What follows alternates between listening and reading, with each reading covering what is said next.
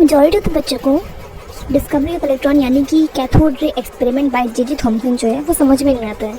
तो आज हम उसी एक्सपेरिमेंट को इस वीडियो में समझेंगे और इसके बाद तुम कभी नहीं भूलोगे और तुम एग्ज़ाम में, अगर तुम 11th क्लास में, तो एग्ज़ाम में तुम अच्छे से इसे ड्रॉ भी कर लोगे। तो चलो देखते हैं। तो ये एक्सपेरिमेंट दिया किसने था? जे जे थॉमसन ने दिया था। इसके बाद देखते हैं इसका सेटअप। उन्होंने क्या किया, एक सेटअप लगाया, उसमें उन्होंने क्या करा, एक ट्यूब ली, ठीक है, ऐसे छोटी हुई यूं, एक ट्यूब ली, ठीक है, और उसे कनेक्ट करा बैटरी से, यूं।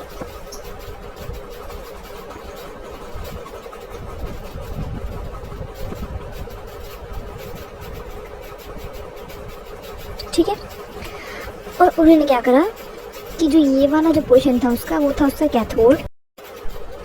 ओके, ये क्या था, इसका कैथोड था, ठीक है। और जो ये वाला था वो था एनोड, सेकंड वाला। यहाँ पे उन्होंने एक वैक्यूम पंप लगा दिया, ठीक है। और उन्होंने, अच्छा ये क्या है, मेटल, इसको बोलते हैं मेटल इलेक्ट्रोड, ठीक है। तो एग्जाम में से लेबल कर सकते हो, नंबर मिल जाएंगे। अच्छा, यहाँ पे मैंने बैटरी नहीं बनाई है, एक मिनट। यहाँ पर ऐसे बैटरी भी थी, लगाई थी उन्होंने।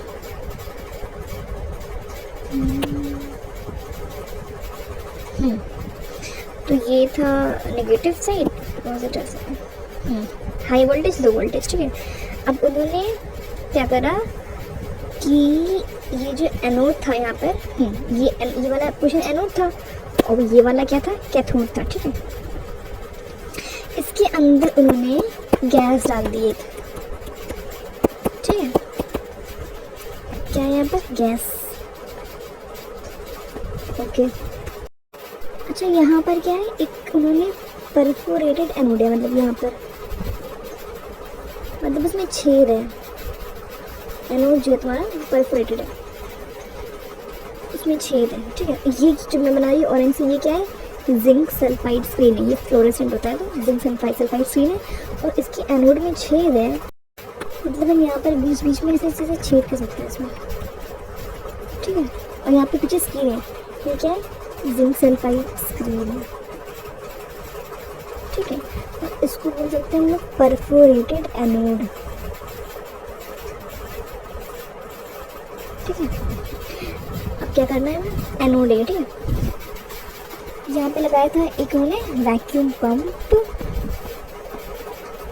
अभी परेशान नहीं हो रहा है, अभी हम बस सेटअप बना रहे हैं, ठीक है, इसका।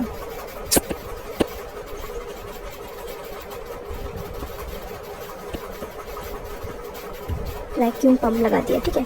और ये पूरा क्या है, ये है तुम्हारा डिस्चार्ज ट्यूब जिसमें एक्सपेरिमेंट हुआ था, ठीक है। और जेड, इसकी जो कोटिंग है वो किसी फॉस्फोरस मटेरियल की है, ठीक है। अब इन्होंने क्या करा, इसमें यहाँ पर गैस भरी हुई है, इन्होंने क्या करा, हाई वोल्टेज पे, यानी कि 10,000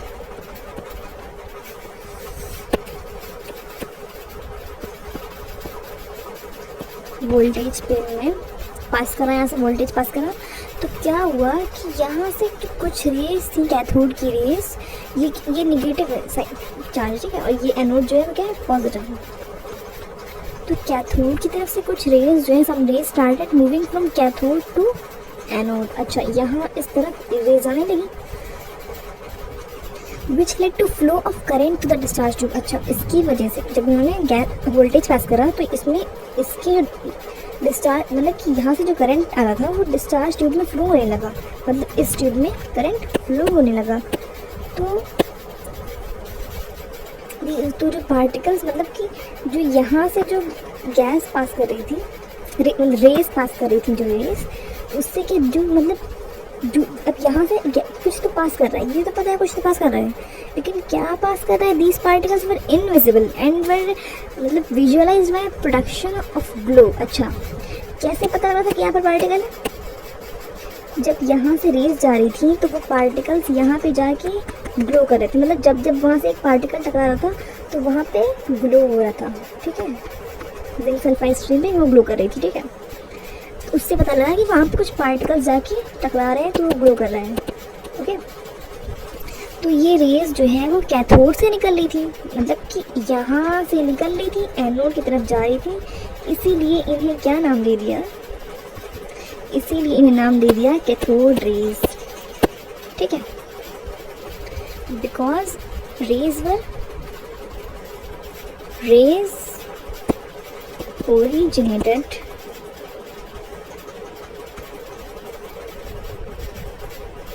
from cathode, they were called as cathode rays, ठीक है।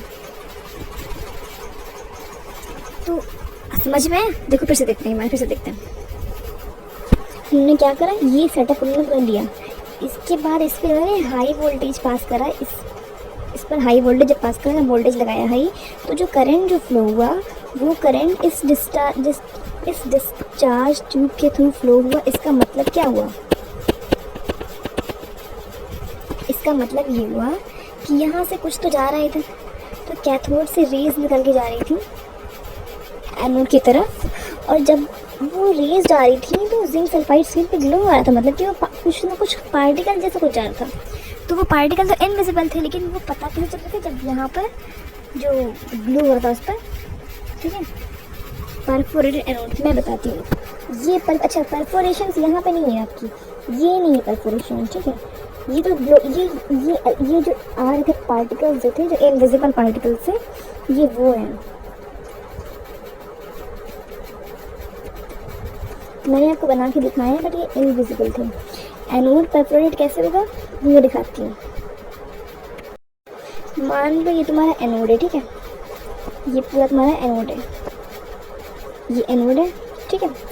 अब ये परफोरेट होगा, मतलब इसमें छेद होंगे, तो छेद कैसे होंगे, जैसे यहाँ पर ये इस तरह है, मतलब कि यहाँ पर छेद है, यहाँ पर छेद है, ठीक है, इस तरह है, तो बीच में छेद है और बीच में मतलब पूरा एनोड नहीं परफोरेटेड है, ठीक है। तो वहाँ से जो रेज जा रही थी वो जब जो यहाँ से टकरा रही थी वो तो ठीक है, लेकिन जो यहाँ से पास कर जा रही थी तो वो यहाँ पे क्या प्रोड्यूस कर रही थी, एक ग्लो प्रोड्यूस कर रही थी, जिसकी वजह से पता लग पाया कि जो पार्टिकल्स है वो इनविजिबल है, बट वो पता कैसे लग पा रहा है कि पार्टिकल्स है वो ग्लो कर रहे थे। तो इसकी बहुत सारी कैरेक्टरिस्टिक्स भी हैं इस एक्सपेरिमेंट की, और ये कई बार एग्जाम में बनाने को आता है, तो जो लोग 11th क्लास में वो तो इसे बना सकते हैं, मगर जो 12th में तो मतलब 12th में आई मीन की तैयारी करें नीट की, तो जेई की तो बस थ्योरी ये काफ़ी है। तो इसकी कैरेक्टरिस्टिक्स क्या पता लगी हमें, तो चलो इनकी कैरेक्टरिस्टिक्स देख लेते हैं। तो पहली तो ये कैरेक्टरिस्टिक थी, ये जो थी वो इनविजिबल थी, जो रेज थी, ठीक है। ये कैरेक्टरिस्टिक किसकी है, रेज की, तो वो क्या थी, इनविजिबल थी, ठीक है। और ये जो है कैथोड से एनोड की तरफ जा रही थी, they move towards cathode to anode, ठीक है। एग्जाम में तुम इसे एक्सपैंड करके ले सकते हो, तो तुम्हें पूरे नंबर मिलेंगे।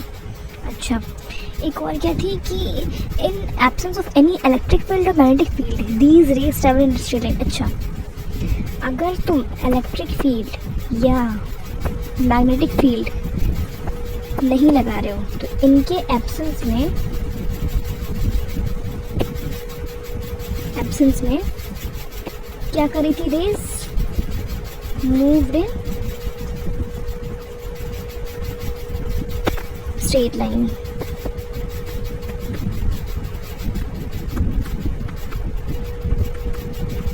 ठीक है। नेक्स्ट क्या थी कि जो ये मतलब जब इन रेज के बीच में मतलब उस कैथोड डिस्चार्ज ट्यूब में जब बीच में मेटल रखा गया तो वो उनकी शैडो देखने को मिली, मतलब कि व्हेन, अभी दिखाती हूँ। जैसे मान लो यहाँ पर ये ट्यूब है, तो जब यहाँ पे एक बीच में जब एक मेटल रखा गया ना, ये क्या है हमारा मेटल, जब एक मेटल रखा गया तो अब यहाँ से जो टकरा रही है रेज आके यहाँ की टकरा रही हैं, तो जो ये मेटल रखा था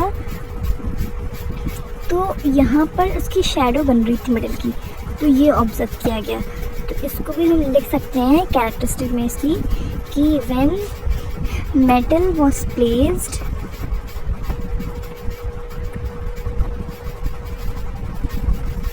शैडो ऑब्जर्व्ड। नंबर पूरे मिलेंगे जो लोग एग्जाम्स वाले हैं, बाकी थ्योरी के समझने की तो समझ नहीं आई थी, वो तो मैं समझा दिया है ऐसी, ठीक है।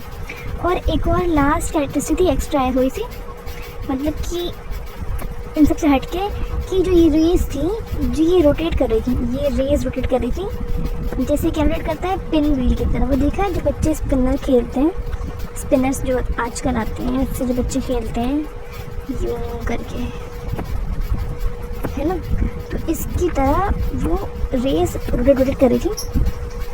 तो इससे पता लगा, मतलब अपने ही पाथ पे रोटेट कर रही थी, तो इससे पता लगा पिन व्हील की तरह रोटेट कर रही थी, जिससे हम लोग कह सकते हैं इससे पता लगा कि ये रेस जो है काइनेटिक एनर्जी पोजेस करती थी। These rays possess kinetic energy, ठीक है।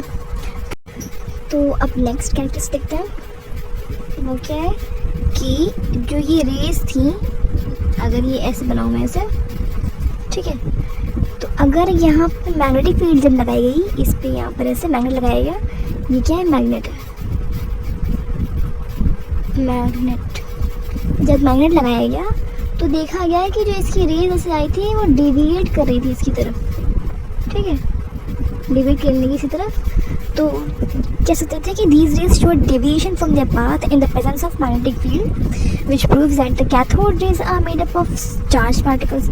तभी तो चार्ज होगा, तभी तो डेविएट करा, है ना, मतलब कि कैथोड रेज क्या थी, क्या हुई characteristic, cathode rays are made up of charge particles, तभी तो डेविएट कर रही है, पार्टिकल्स, ठीक है, मतलब कि कुछ अट्रैक्शन रिपल्जन हुआ तभी तो डिबेट किया इसने, इस तरफ, इस डायरेक्शन में किया, ठीक है। अच्छा, एक और चीज़ क्या देखी गई इसमें कि जब मैंने इस ट्यूब के यहाँ पर ऐसे एक पॉजिटिव इलेक्ट्रिक फील्ड, इधर एक नेगेटिव इलेक्ट्रिक फील्ड लगाया, तो इसका डेविएशन भी मुझे पॉजिटिव इलेक्ट्रिक फील्ड की तरफ देखने को मिला।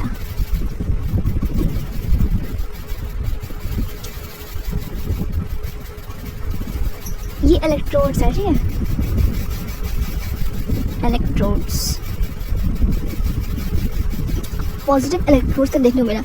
इसका मतलब कह सकते हैं कि in the presence of electric field these raise deviate towards the positive electrode, showing that the cathode rays are made up of negatively charged particles। अच्छा, मैग्नेटिक फील्ड से पता लगा कि वो चार्ज पार्टिकल्स हैं।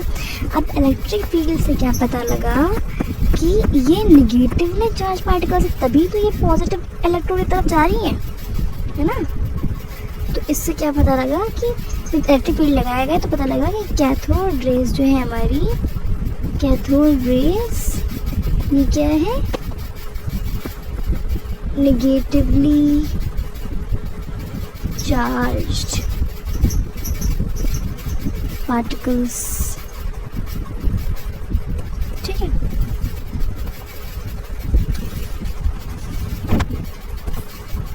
अब क्या बचा हुआ है, ये कैरेक्टरिस्टिक हो गई।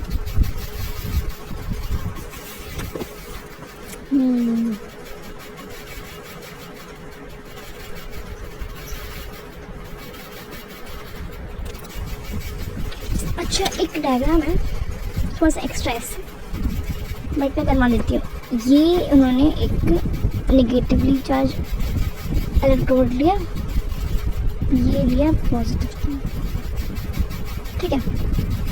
तो कैथोड है ये, मतलब ये कैथोड ही दोबारा यहाँ से इलेक्ट्रॉन्स निकल रहे थे, और जो गैस थी वहाँ पर उसका जो एटम है उसके साथ जाके आयनाइज कर रहे थे, और साथ में न्यूक्लियस और साथ में दो इलेक्ट्रॉन्स निकल रहे थे। एक उसका ये, मतलब ये हो गया न्यूक्लियस उसका, और एक गैस उसको पॉजिटिव चार्ज बना के, गैस का एटम, ये गैस का एटम ही है, तो उसका एक इलेक्ट्रॉन और एक खुद का इलेक्ट्रॉन, ये दोनों मिलके दो इलेक्ट्रॉन यहाँ पे जा रहे हैं, ठीक है। तो कैथोड रेज जो थी वो actually stream of electron produce due to ionization of gaseous type, मतलब कि यहाँ से तो इलेक्ट्रॉन आ ही रहा है, तो ये जा कहाँ रहा है, उस गैशियस एटम से टकरा के उसका भी एक इलेक्ट्रॉन निकाल ले रहा है, और ये दोनों आपस में मिलके 2 इलेक्ट्रॉन्स एनोड की तरफ जा रहे हैं। तो ये लोग बेसिकली क्या कर रहे हैं, आयनाइजेशन ऑफ गैशियस एटम, ये देखा गया इसमें, ठीक है। तो ये भी याद रखना। तो इन सब एक्सपेरिमेंट के बेस पे वो E/m रेशियो भी आया था, ठीक है, charge to mass ratio.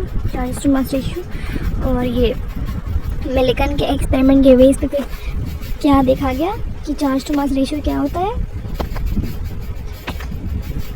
On the basis of Millikan experiment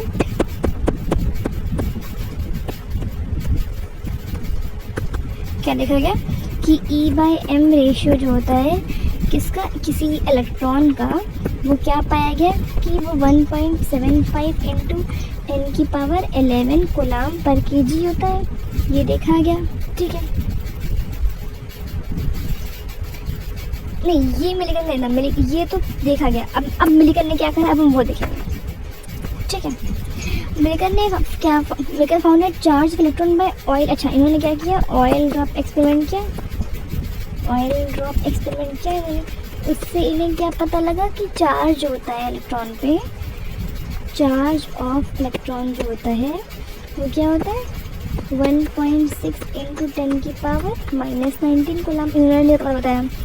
उसके बाद चार्ज और स्पेसिफिक चार्ज का रेशियो, स्पेसिफिक चार्ज मतलब E/m का रेशियो देखा गया, तो उससे उन्होंने मास निकाल लिया। तो मास क्या है इलेक्ट्रॉन का मास क्या निकल के आया, 9.1 इंटू 10⁻31 kg, जो आज हम यूज़ करते हैं, ठीक है।